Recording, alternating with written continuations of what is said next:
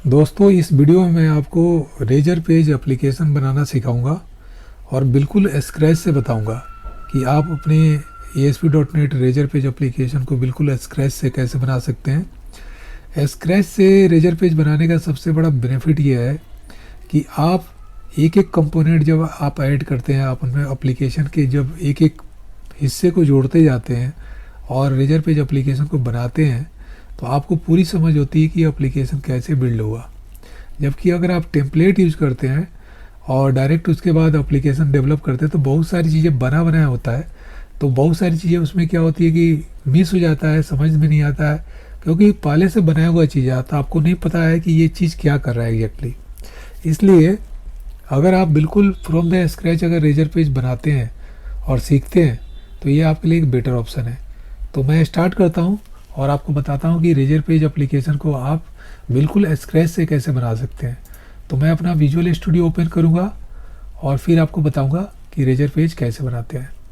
इसके लिए आप क्रिएट न्यू प्रोजेक्ट पे क्लिक कीजिए और इसमें एक टेम्पलेट जो आपको दिख रहा होगा एम्पटी, उसको आप टेम्पलेट को जाकर सिलेक्ट कीजिए, अल्ट एस दबाकर इसमें लिखिए एम्पटी। तो एम्पटी वाला टेम्पलेट C# मैंने सेलेक्ट कर रखा है, वेब सेलेक्ट कर रखा है, ऑल प्लेटफॉर्म्स सेलेक्ट कर रखा है जिससे कि, और उसके बाद C# एम्पटी लिखा हूँ तो ASP.NET कोर एम्पटी यहाँ दिख रहा है। देखिए यहाँ C# लाइनक्स वगैरह लिखा हुआ है, इसी को लेना है, ठीक है, ब्लेजर वगैरह नहीं लेना। ASP.NET कोर एम्पटी इसको लेकर जब आप बनाएंगे तो बिल्कुल ब्लैंक प्रोजेक्ट बनता है। और razor page from scratch, from scratch का मतलब है कि बिल्कुल शुरू से मैं बताऊंगा, और सॉल्यूशन का नाम भी वही रखते हैं, कोई प्रॉब्लम नहीं है क्योंकि सीखने से मतलब है। यहाँ पर मैं क्या करता हूँ कि इसको मैं बाद में कॉन्फ़िगर करूँगा, बिल्कुल स्क्रैच से कर रहा हूँ तो .NET 8 ले रहा हूँ, पहले का भी ले सकते हैं लेकिन .NET 8 ले रहा हूँ। और इसमें do not use top level statement है, इसको लेके चलता हूँ, ठीक है। इसको चाहे तो अनचेक भी कर देंगे लेकिन इसको मैं अभी लेके ही चलता हूँ कि टॉप लेवल स्टेटमेंट यूज नहीं कर रहा हूँ, ठीक है। तो आपका एप्लीकेशन बनना तैयार हो गया। थोड़ा सा टाइम लेता है, पहली बार जब आप अपने एप्लीकेशन को या प्रोजेक्ट को डेवलप करते हैं तो बहुत सारे टेम्पलेट के भीतर जो फाइल्स फोल्डर्स होते हैं उसको बिल्ड करने के लिए थोड़ा टाइम चाहिए होता है। तो एप्लीकेशन जो है विजुअल स्टूडियो टाइम ले रहा है और ये आपको प्रोजेक्ट रेडी करके टेम्पलेट के साथ दे देगा। अभी जो आपका ये बन गया, लेकिन देखिए इसमें कुछ नहीं होगा, ज़्यादा नहीं होगा। सॉल्यूशन फोल्डर में जाके देखिए तो यहाँ ज़्यादा कुछ नहीं है। अब इसमें हम एक एक करके क्या करेंगे ना, एप्लीकेशन को रेजर पेज में कन्वर्ट करेंगे। अभी आप इसको रन करके देखेंगे तो क्या हुआ।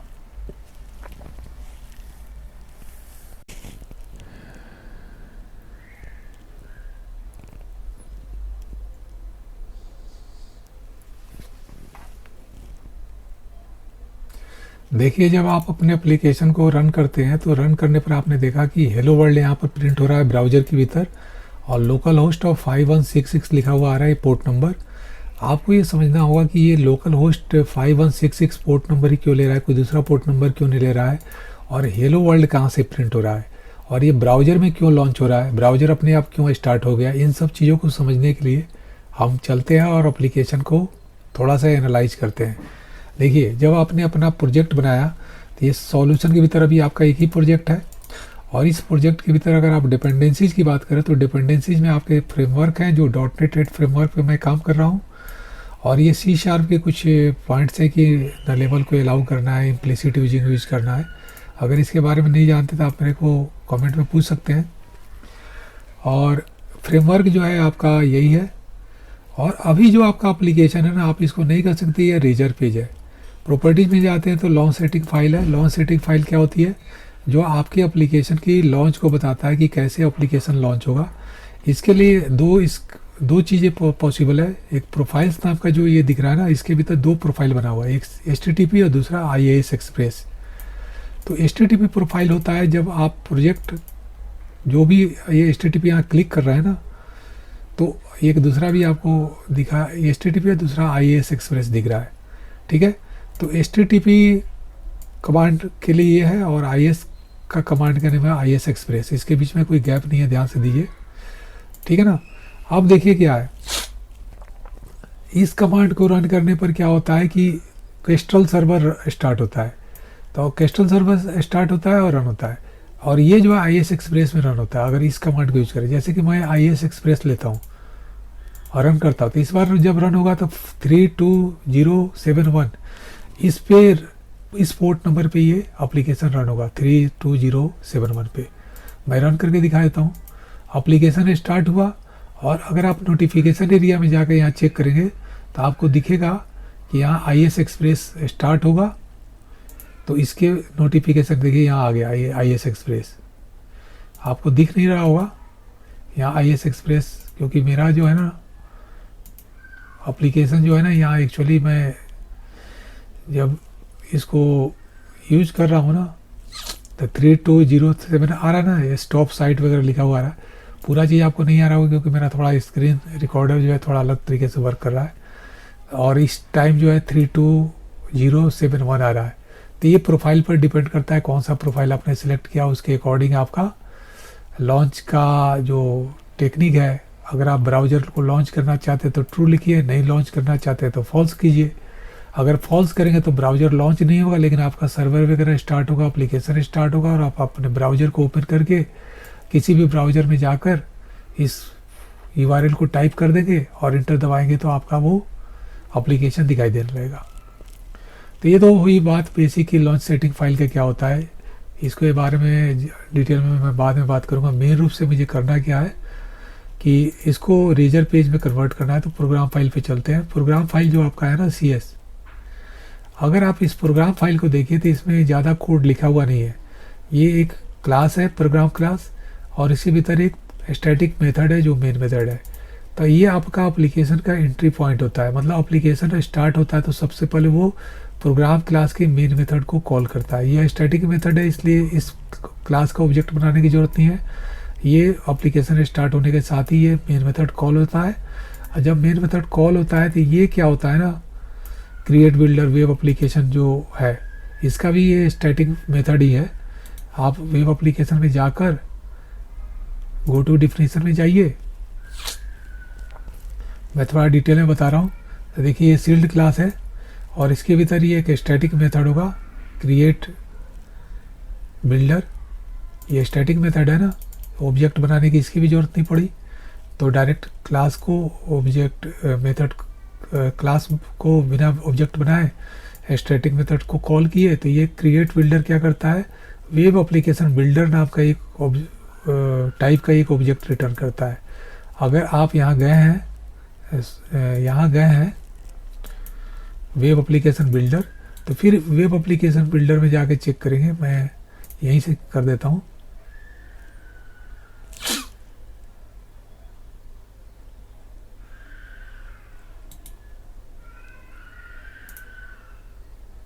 तो देखिए कि यहाँ पर आपको ये क्या करता है कि सर्विसेज नाम का एक प्रॉपर्टी देता है जो कि आपको आई सर्विस कलेक्शन टाइप का ऑब्जेक्ट रिटर्न करने के लिए यूज किया जाता है। तो वही काम यहाँ हो रहा है। सबसे पहले वेब एप्लीकेशन के बेसिस पे हमने वेब एप्लीकेशन बिल्डर का एक ऑब्जेक्ट बना लिया, और इस बिल्डर के ऑब्जेक्ट में बिल्ड नाम का एक मेथड है, ठीक है ना। उसके बेसिस पे एप्लीकेशन बना, वेब एप्लीकेशन का ऑब्जेक्ट बना। और ये क्या कर रहा है कि एक जो है ना मिनिमल API होता है, इसके बारे में मैं एक अलग वीडियो बनाया हूँ हल्का सा। तो ये इसको कॉल करता है इस मेथड को, और फिर ये हेलो वर्ल्ड जो है आपका एप्लीकेशन में ब्राउज़र में दिखाई दे रहा है जब एप्लीकेशन उसके बाद। तो ये छोटा सा चीज़ है, लेकिन इससे ये आपका एप्लीकेशन जो है ये रेजर पेज में नहीं कन्वर्ट हुआ है। आप इसको ज़्यादा से ज़्यादा कर सकते हैं कि यह एक मिनिमल वेब API का यूज करके ये एप्लीकेशन जो है यूज करके बना है। अब इसको रेजर पेज में कन्वर्ट करने के लिए क्या क्या करना होगा, इसको मैं अब स्टार्ट करता हूँ, तब आपको ज़्यादा क्लियर हो जाएगा। देखिए सबसे पहले आप अपने एप्लीकेशन को जब रेजर पेज एप्लीकेशन में कन्वर्ट करना चाहेंगे ना, तो कुछ बने बनाए सर्विसेज है जो रेजर पेज में यूज होते हैं, जो एप्लीकेशन को रेजर पेज में कन्वर्ट करता है, उसको यूज करना होगा। तो उसके लिए आपका जो बिल्डर है ना, वेब एप्लीकेशन बिल्डर ऑब्जेक्ट का टाइप ऑब्जेक्ट, इस बिल्डर में सर्विसेज को कॉल करेंगे ये प्रॉपर्टी। तो ये क्या करता है, आई सर्विस कलेक्शन रिटर्न करता है।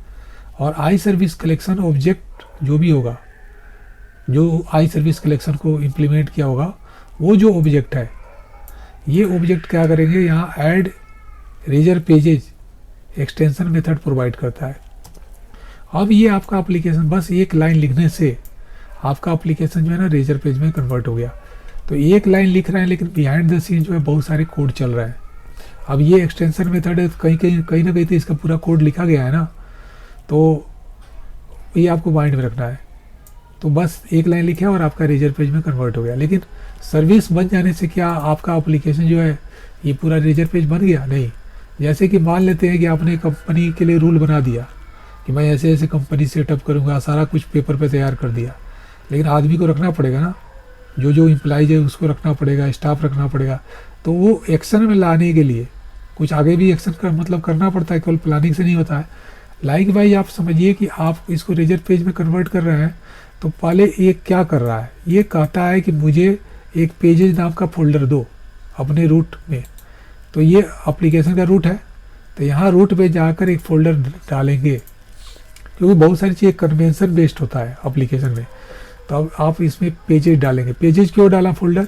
क्योंकि ये कहता है सर्विसेज कि मुझे इसमें एप्लीकेशन के भीतर एक पेजेज नाम का फोल्डर चाहिए, और इसके भीतर जब आप रेजर पेज बनाओगे तो मैं इसको कंपाइल करूँगा।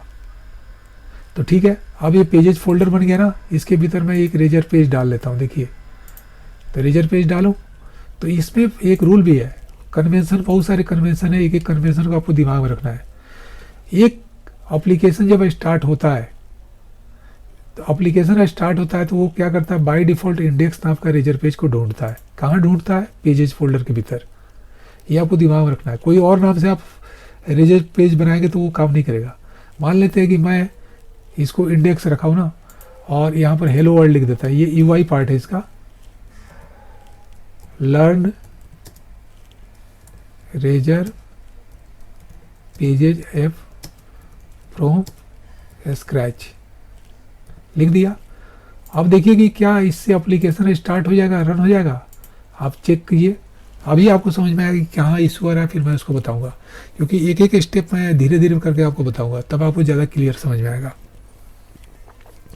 अभी मैंने मिडिलवेयर जो इसके लिए रिक्वायर है वो मैं डाला ही नहीं हूँ जानबूझ के, ताकि आपको ज़्यादा समझ में आएगा।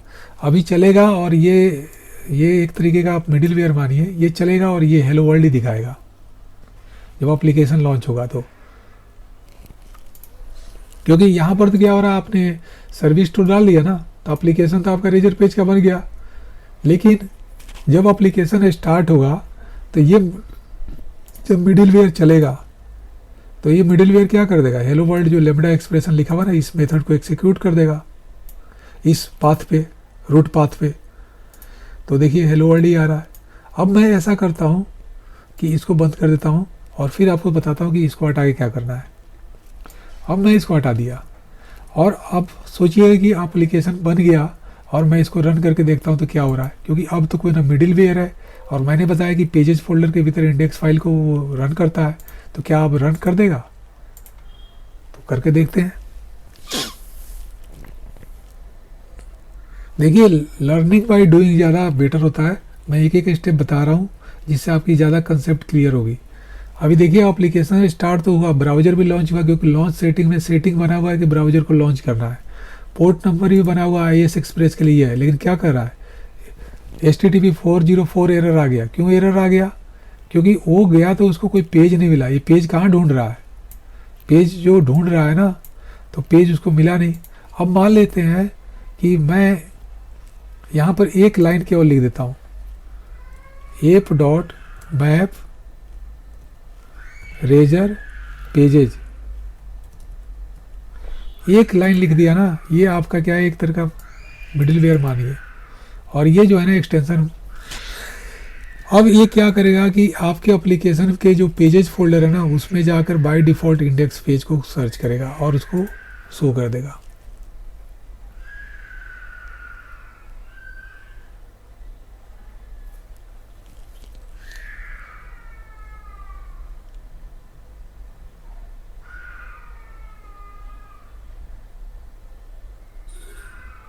आ रहा है ना, लर्न रेजर पेजेज ऐप। ये कहाँ से आया?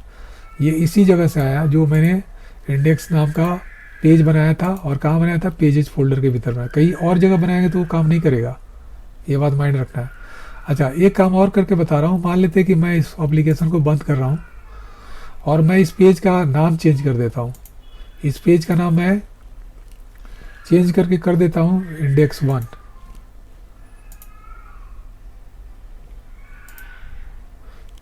नेम चेंज कर दिया, और आप अपने एप्लीकेशन को रन करके देखिए क्या ये लॉन्च होगा, नहीं होगा,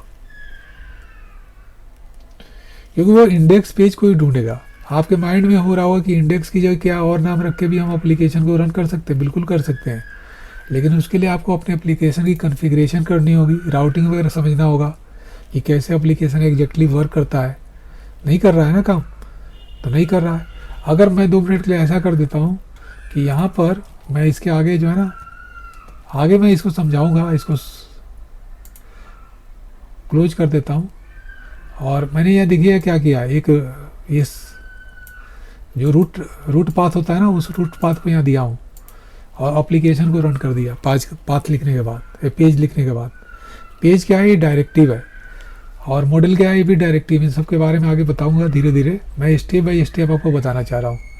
अब आप अपने एप्लीकेशन को रन कर रहे हैं ना, तो देखिए कि क्या index 1 नाम का पेज है, क्या वो उसको यूज करेगा। इस बार यूज कर लिया, इस बार देखिए, जबकि मैंने इंडेक्स नाम का लिखा था। अभी मैं केवल हल्का हल्का बता रहा हूँ कि कैसे ये काम कर रहा है। ये जो पेज डायरेक्टिव है ना, ये राउटिंग आपका सेट कर रहा है। अगर मैं इसको हटा दूँ तो वो क्या कर रहा था कि इंडेक्स को देख रहा था, और इसके बारे में डिटेल में मैं आगे बताऊंगा। अभी तो आपको समझ में भी नहीं आ रहा होगा कि पेज क्या करता है, मॉडल क्या करता है, वगैरह वगैरह, ये जो चीज़ें लिखी हुई क्या करता है एग्जैक्टली।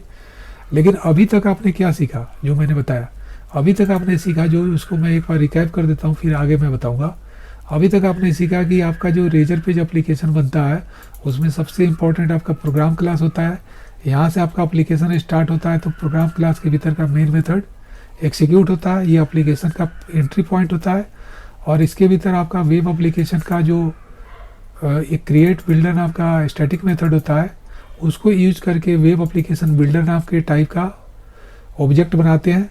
वो वेब एप्लीकेशन बिल्डर टाइप का एक ऑब्जेक्ट बनाते हैं, उसका नाम आप कुछ भी लिख दीजिए, बिल्डर लिखिए या कुछ भी लिखिए। और वेब एप्लीकेशन बिल्डर के भीतर सर्विसेज नाम का एक प्रॉपर्टी होता है, जिसको यूज करने पर आई सर्विस कलेक्शन टाइप का ऑब्जेक्ट रिटर्न होता है। और उसके ऊपर आप एक्सटेंशन मेथड यूज करके आप अपने एप्लीकेशन के भीतर क्या करते हैं, रेजर पेज का इन्वायरमेंट या सर्विस तैयार कर देते हैं। सर्विस होना ही काफ़ी नहीं है, क्योंकि आपको अपने एप्लीकेशन में राउटिंग चाहिए, किसी पेज को एक्सेस करना है। तो पेज को अगर एक्सेस करना है तो आपको ये मैप रेजर पेज चाहिए। लेकिन अगर आप चाहते हैं कि इसके बिना भी काम करें, मैं इसको कमेंट कर देता हूँ, समझाता हूँ कि अगर आप पेज कोई चाहते हैं तो फिर कैसे मिलेगा। देखिए, आपके एप्लीकेशन में अभी स्टैटिक फाइल तो है नहीं। मैं स्टैटिक फाइल को रखने के लिए एप्लीकेशन के बिल्कुल रूट में फिर क्या करूँगा, एक फ़ोल्डर बनाऊँगा, और उस फोल्डर का भी एक कन्वेंशन है। जैसे मैं बोल रहा हूँ कि एप्लीकेशन में बहुत सारे कन्वेंशन होते हैं, तो www रूट लिखा ना, तो ये स्टैटिक फाइल को रखने के लिए कन्वेंशन है। स्टैटिक फाइल क्या होता है, जो भी फाइल ऐसा है जिसमें किसी प्रकार का कोई चेंज नहीं करते हैं। जैसे इमेज फाइल है, इमेज को थोड़े चेंज करते हैं। जावा स्क्रिप्ट का फाइल है, वो एप्लीकेशन यूज करता है ना कि उसमें कोई चेंज करता है। CSS का फाइल है, उसको एप्लीकेशन यूज करता है ना कि उसमें आप कोई चेंज करते हो। वो एप्लीकेशन जब रन होता है थ्रू आउट द एप्लीकेशन, उसमें कोई चेंज नहीं किया था, तो वो स्टैटिक फाइल होते हैं। आप उस फाइल को ब्राउज़र को भेज सकते हैं, किसी को भी भेज सकते हैं, लेकिन उसमें आप कोई चेंज नहीं करते। तो इन सारे फाइल को स्टैटिक फाइल कहते हैं। इनको हम रखते कहाँ है, बाई कन्वेंशन हम उसको www रूट फोल्डर के भीतर रखते हैं। जब आप उसको www रूट फोल्डर के भीतर रखते हैं,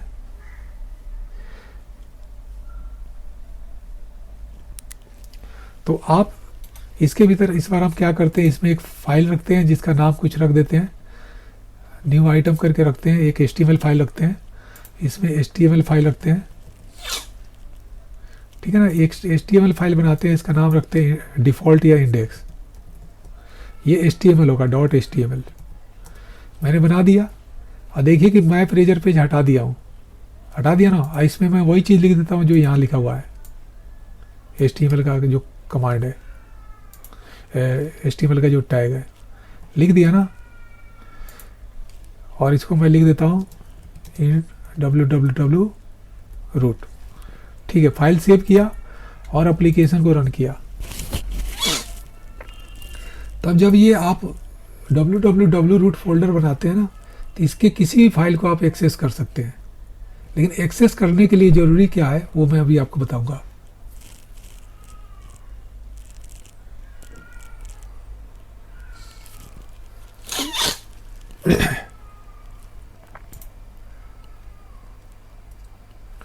अभी इसको कुछ मिलेगा नहीं। क्यों नहीं मिलेगा? क्योंकि मैंने यहाँ पर मैप प्रोग्राम फाइल के भीतर जो मैप रेजर पेज है ना, मैंने इसको कमेंट कर दिया है, जो मैंने पहले ही बताया है। तो देखिए इसको नहीं मिला, लोकल होस्ट 404 एरर आ गया। अब आप कोशिश कीजिए कि इसका जो index.html फाइल है .html उसको एक्सेस कीजिए। मिल रहा है? तो कह रहा है कि ये भी नहीं मिल रहा है 404। तो एप्लीकेशन के भीतर क्या है ना कि हर काम को करने के लिए कोई मिडिलवेयर दिया होता है। मिडिलवेयर क्या होता है उसके बारे में डिटेल में मैं अभी नहीं बात करूँगा। बस ऐसा समझिए कि एक फंक्शन होता है, एप्लीकेशन में कई सारे फंक्शन होते हैं, तो मिडिलवेयर भी एक तरह का फंक्शन होता है जो कुछ काम करता है, फंक्शनलिटी करता है। बने बनाए मिडिलवेयर है, जैसे कि अगर आप app dot use static files लिखते हैं ना, तो ये मिडिलवेयर है। अब ये क्या करता है कि आपके स्टैटिक फाइल्स को एक्सेस करने की सुविधा देता है एप्लीकेशन को। अब मान लेते हैं यहाँ पर इसको लिख के प्रोग्राम को दोबारा से इसी पाथ पे जाके रन करेंगे ना, तो वो रन हो जाएगा। मैं एप्लीकेशन को क्लोज करता हूँ और फिर क्या करता हूँ कि दोबारा से रन करता हूँ, क्योंकि ये तो मिडिलवेयर को ऐड कर दिया ना। तो ये क्या होगा कि आपका एप्लीकेशन दोबारा से कंपाइल होगा और वो इस बार देखेगा कि स्टैटिक फाइल्स मिडिलवेयर अवेलेबल है। तो जब आप अपने एप्लीकेशन को इसी पाथ पे रन करेंगे तो आपका एप्लीकेशन अभी तो ऐसे 404 देगा, लेकिन जब मैं इंडेक्स फाइल को रन करूँगा तो देखिए आ गया ना। तो मिडिलवेयर ऐसे काम करता है। और देखिए अभी मैंने इसको कमेंट कर दिया था, लेकिन ये फाइल कहाँ से ले रहा है? स्टैटिक फाइल ले रहा है। तो फिर रेजर पेज में क्या होता है? रेजर पेज में स्टैटिक फाइल नहीं होता है, इसमें ऐसे कोड होते हैं, ऐसे लिखा होता है जो कुछ, देखिए यहाँ HTML का कोड है ही, प्लस नहीं ये तो HTML फाइल है। रेजर में चलते हैं। रेजर के भीतर क्या होता है कि इसका एक्सटेंशन क्या होता है? रेजर का देखिए एक्सटेंशन CS HTML, मतलब इसमें C# की भी कोडिंग होती है और HTML की भी कोडिंग होती है। तो अगर आप इस रेजर पेज को देखेंगे तो इसके दो हिस्से होते हैं। एक होता है जो CS HTML है और दूसरा आपका होता है जो CS HTML.cs होता है। ये एक बैकिंग फाइल होता है। बैकिंग फाइल का मतलब है कि जिसमें मॉडल होते हैं। अब इसको समझिए कैसे होते हैं मॉडल। यहाँ जो लिखा है ना मॉडल, ये मॉडल कहाँ से आ रहा है? दे रहा है कि ये तो आपका नेम स्पेस है, एप्लीकेशन का नाम है, फिर पेजेस फोल्डर है, फिर उसके भीतर इंडेक्स मॉडल। ये मॉडल आपका बनता है ऑटोमेटिकली, उसी नाम का बनता है जिस नाम का आपने रेजर पेज बनाया। आपने इंडेक्स नाम का बनाया तो इसमें सफिक्स हो गया इंडेक्स। अब इसको राइट क्लिक कीजिए, कोड में जाके देखिए, व्यू कोड F7 दबा सकते हैं। तो देखिए इंडेक्स मॉडल नाम का एक क्लास बना है। इसमें आप अपने एप्लीकेशन का जो लॉजिक है लिखते हैं। तो रेजर पेज एप्लीकेशन में क्या होता है ना, MVC से थोड़ा डिफरेंट होता है। रेजर पेज एप्लीकेशन में क्या होता है कि जब आप अपने एप्लीकेशन को बनाते हैं तो क्या करते हैं, एप्लीकेशन को बनाते हैं तो आप अपने एप्लीकेशन का यूजर इंटरफेस की लॉजिक जो है इस फाइल में लिखते हैं, ऊपर वाले UI में। और इसकी जो लॉजिक होती है, बिजनेस लॉजिक, वो आप index.CS/HTML.cs फाइल में लिखते हैं। और ये सारा एक्सप्लेन मैं आगे करूँगा। अभी आप केवल समझिए कि एक मॉडल क्लास फाइल होता है और हर UI से रिलेटेड एक मॉडल क्लास होगा, इंडेक्स MD मॉडल। जैसे अगर मैं एक अगला फाइल बनाऊँ, एक अगला फाइल बनाता हूँ, मैं एप्लीकेशन को क्लोज कर देता हूँ। एक अगला फाइल इंडेक्स नाम का बनाता हूँ।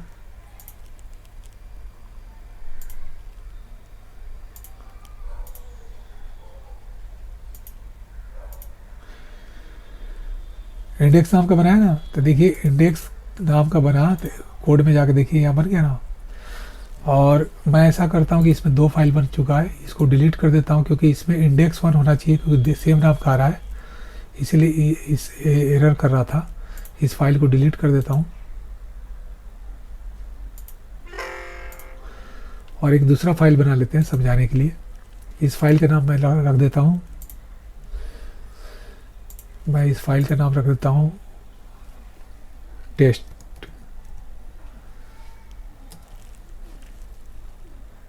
तो देखिए टेस्ट मॉडल नाम का बना ना। तो ये रूल है, आपको याद रखना है कि इंडेक्स नाम का जब फाइल बनाए तो इंडेक्स मॉडल नाम का एक मॉडल क्लास बनता है जो बैकिंग फाइल में होगा। इसी तरह जब आपने टेस्ट बनाया तो टेस्ट से भी रिलेटेड एक बैकिंग फाइल बना। और ये जितने भी मॉडल क्लास होते हैं ना, ये पेज मॉडल से डिराइव होते हैं।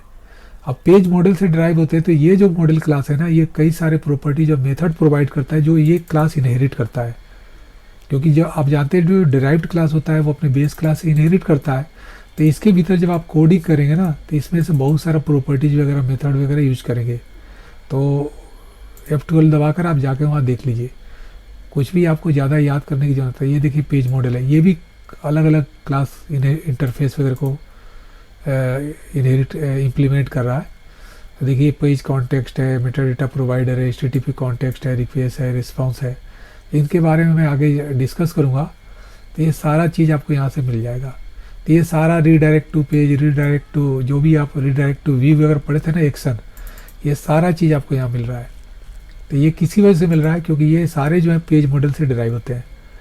ये सारे पेज मॉडल से डिराइव होते हैं। इसमें आपका माइंड में कई सारे क्वेश्चन आ रहे होंगे दिमाग में कि ये जो पेज है क्या इसके बिना हमारा काम चलेगा? तो हाँ, बिल्कुल चल सकता है। आप इस फाइल को डिलीट कर देंगे ना अगर मॉडल क्लास को, तो मॉडल क्लास को डिलीट कर देंगे तो एरर आएगा। क्यों एरर आएगा? क्योंकि यहाँ पर अगर आप जाकर देखेंगे टेस्ट, तो यहाँ मॉडल को आप यूज कर रहे हैं लेकिन ये मॉडल फाइल तो डिलीट कर दिया, तो इसको भी डिलीट करना होगा। अगर आप तरीके से देखें तो ये डिलीट हो चुका है मॉडल का, तो ये रॉन्ग है, तो इसको हटाना पड़ेगा। इसके अदरवाइज आपको इशू आएगा, ठीक है ना। इसी तरीके से आपके माइंड में ये भी क्वेश्चन आ रहा होगा कि जैसे मैंने मॉडल के बारे में बताया था, पेज क्या है? पेज डायरेक्टिव होता है। अगर इसको भी हटा देंगे तो एप्लीकेशन जो है ये सिंपल सा आपका जो है ना, जिस तरह लेआउट भी होता है ना, लेआउट भी वगैरह क्या होता है वो मैं आगे बताऊंगा। और व्यू स्टार्ट वगैरह MVC आपने पढ़ा है, तो उसमें अगर आप किसी पेज के ऊपर पेज डायरेक्टिव नहीं यूज करते, जैसे कि पेज डायरेक्टिव अगर आप यूज नहीं करते हैं जैसे ये, तो ये रेजर पेज नहीं होता है। वो सिंपल लेआउट भी होगा, व्यू स्टार्ट होगा या दूसरा तरह का होगा, लेकिन उसके भीतर आप रेजर पेज की जो फाइल जिसको एक्सेस किया जाता है ना, जैसे कंट्रोलर में क्या होता है पब्लिकली अवेलेबल एक्शन होते हैं ना, बिल्कुल इसी तरीके से अगर आप ये पेज डायरेक्टिव नहीं यूज करेंगे तो इसको एक्सेस नहीं किया जा सकता। इस पेज को ऐसे मान के चलिए। ये राउटिंग वगैरह डिफाइन यहाँ करते हैं, जैसे कि मैंने अब आपको दिखाए थे। यहाँ और भी तरह के हम राउट वगैरह यहाँ सेट कर सकते हैं, जैसे कि मैंने बताया कि यहाँ कुछ और भी लगा सकते हैं और बना सकते हैं। तो ये सारी चीज़ मैं आगे बताऊँगा स्टेप बाई स्टेप, ठीक है। इसको भी मैं डिलीट कर देता हूँ।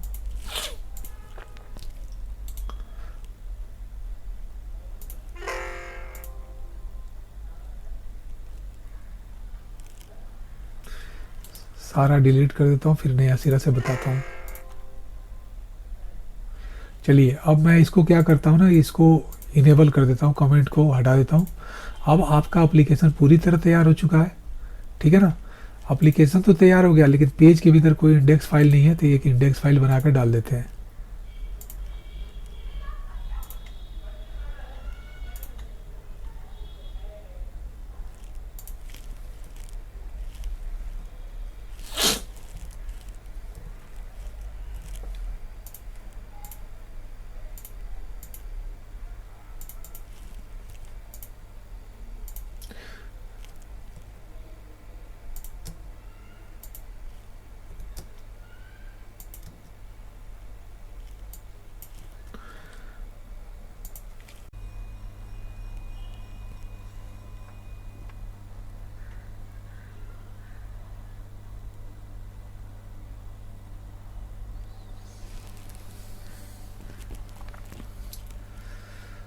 तो दोस्तों अगले वीडियो में मैं आपको पेज डायरेक्टिव के बारे में बहुत डिटेल में बताऊंगा, फिर उसके बाद मैं मॉडल डायरेक्टिव के बारे में बताऊंगा। एक एक करके सारा काम करूंगा।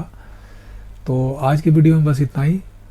अगले वीडियो में आपको पेज डायरेक्टिव के बारे में पूरी डिटेल में बताऊंगा कि पेज डायरेक्टिव एग्जैक्टली करता क्या है, इसके बाद जो हम लिखते हैं क्या लिख सकते हैं, क्या उसका रोल होता है, हैंडलर क्या होता है, ये सारी चीज़ें मैं बताऊँगा, ठीक है।